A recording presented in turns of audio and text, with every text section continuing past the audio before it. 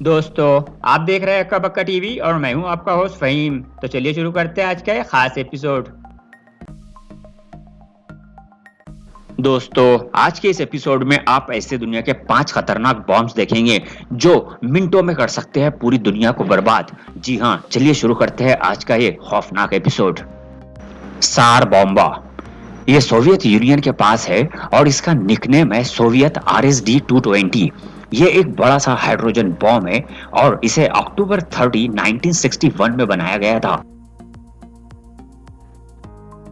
सार बॉम्ब की खास बात यह है कि इसकी कैपेसिटी बहुत ज्यादा है, यानी 50 मेगाटन, और यही चीज इसे बनाती है एक बड़ा न्यूक्लियर बॉम्ब।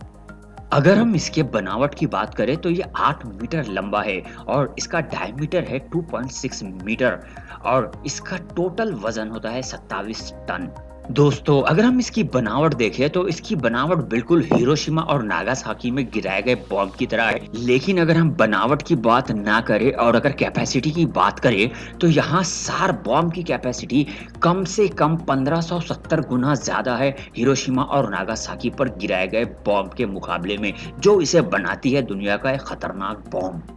और अगर हम वर्ल्ड वॉर 2 के टाइम के सारे बॉम्ब की कैपेसिटी को मिला दें तो इस बॉम्ब की कैपेसिटी आती है फिर भी 10 गुना ज्यादा। जी हाँ, सौर बॉम्बा को दुनिया के दूसरे देशों के बॉम्ब से कंपेयर करना चाहे तो इसे अमेरिका के B-41 या फिर कैस्टल ब्रावो से कंपेयर किया जा सकता है। जब भीसार बॉम्बा की टेस्टिंग की गई तो कम से कम 55 किलोमीटर तक सब कुछ बर्बाद हो चुका था। यही नहीं, टेस्टिंग के दौरान इस बॉम्ब ने कम से कम 160 किलोमीटर तक के घरों के कांच, खिड़कियां और दरवाजे तोड़कर रख दिए थे। इस बॉम्ब के खतरनाक होने का अंदाजा आप इस बात से लगा सकते हैं कि एक टेस्टिंग ऑफिसर जो कि कम से कम 273 किलोमीटर की दूरी पर खड़ा था और इसे एक खास किस्म का ड्रेस और गॉगल पहनाया गया था, उसके बावजूद इसके ऊपर इसके असरात देखने मिले। ये बॉम्ब इतना खतरनाक है कि अगर कोई इस बॉम्ब से 100 किलोमीटर की दूरी पर खड़ा है तो भी उसे 3rd डिग्री बर्न्स आना ही है। यहाँ तक कि टेस्टिंग के दौरान नॉर्वे और फिनलैंड जैसे देशों में भी इसका असर हुआ और वहां के खिड़कियों के कांच क्रैक होते हुए देखे गए। यही नहीं, टेस्टिंग के दौरान रिक्टर स्केल पर इसका मैग्नीट्यूड 5 के आसपास देखा गया, जो इसे बनाता है और भी ज्यादा खतरनाक। सैटर्न 2 दुनिया की खतरनाक मिसाइल्स में से एक ये मिसाइल को 2019 में टेस्ट किया गया था। अगर हम सैटर्न 2 के पावर की बात करें तो ये हिरोशिमा में गिराए गए बॉम्ब के मुकाबले में कम से कम 3000 गुना ज्यादा पावरफुल मिसाइल है। इस खतरनाक मिसाइल की खास बात यह है कि ये इतना आसानी से डिटेक्टेबल नहीं होता है, यानी ये बहुत स्पीड से लॉन्च होता है और फिर इसे दूसरे सैटेलाइट सिस्टम आसानी से डिटेक्ट नहीं कर सकते। ये मिसाइल इतना ज्यादा पावरफुल है कि ये एक ही वक्त में इंग्लैंड और वेल्स दोनों को पूरी तरह से तबाह बर्बाद कर सकता है। दोस्तों, इस तरह के इंटरेस्टिंग वीडियोस की नोटिफिकेशंस आपको सबसे पहले मिले, इसलिए चैनल को सब्सक्राइब करके बेल आइकन बटन दबाना ना भूलें।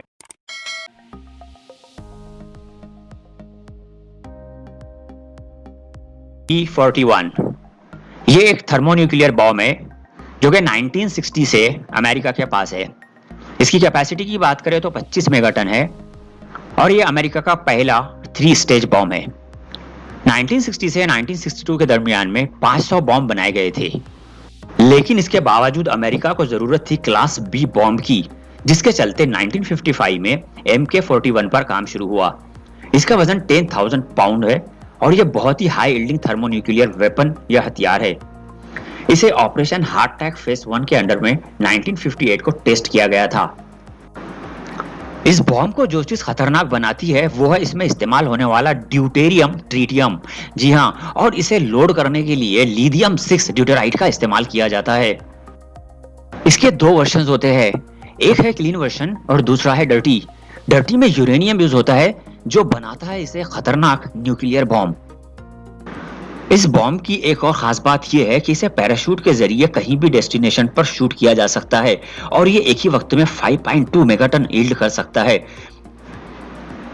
अगर हम इसे रशिया के सार बॉम्ब से कंपेयर करें तो इसकी कैपेसिटी 25 से 50% ज्यादा हो जाती है। यानी ये एक ही वक्त में 50 से 100 मेगाटन ऑफ टीएनटी यील्ड कर सकता है, जो बनाता है इसे खतरनाक न्यूक्लियर बॉम्ब।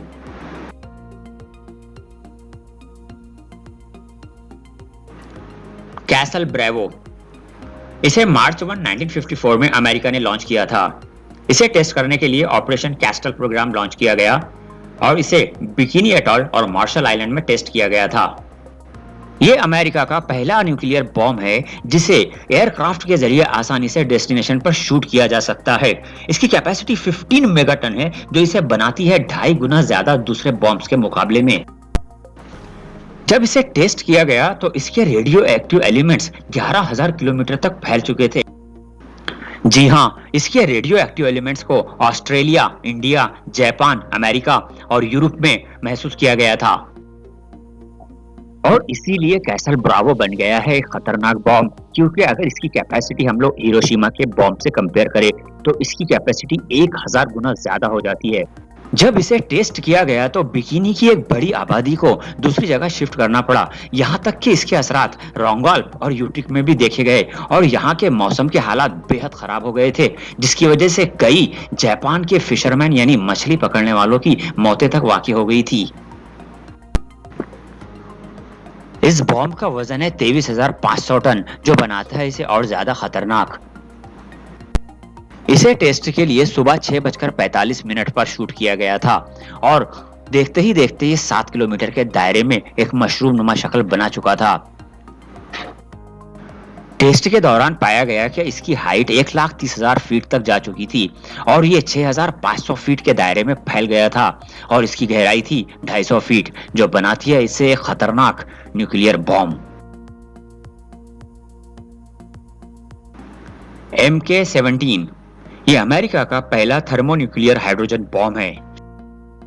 इसकी कैपेसिटी की बात करें तो इसकी कैपेसिटी आती है 25 मेगाटन ऑफ टीएनटी और इसके 200 प्रोडक्शंस बन चुके हैं, यानी टोटल MK-24 105 है और ये सारा प्रोडक्शन अक्टूबर 1954 से लेकर नवंबर 1955 तक पूरा किया गया।